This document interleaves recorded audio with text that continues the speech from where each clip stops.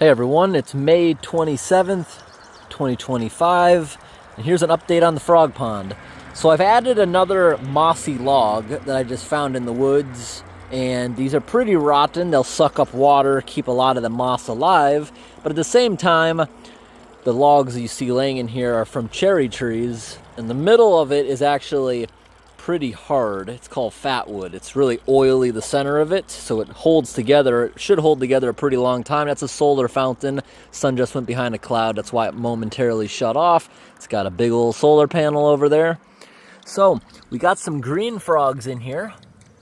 We also have a really big green frog right there, and they've got comfortable enough with me getting in their face repeatedly. They don't hop. I'm like right up on that guy. Sometimes you can even pet them. There's lots of algae in here, and the algae has grass growing in it, so it's starting to become a bog.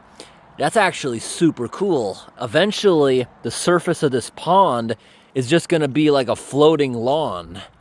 That's actually going to be really cool. The frogs love that kind of stuff for hiding. This year, there's a massive increase in carnivorous water beetles.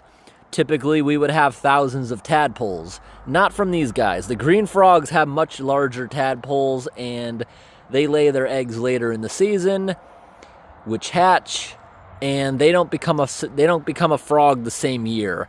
Their tadpoles typically got to go through the winter. Same with a bullfrog. Then it becomes a frog the next season.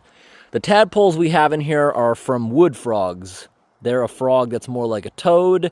It spends most of its time out of the water. They come to the ponds to breed, lay eggs, and then they're gone. You never see them again.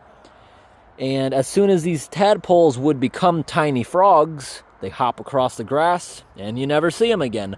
But we usually have a lot of fun feeding them watermelon and stuff. There's feeding frenzies, because usually we have thousands upon thousands of tadpoles because of the water beetles.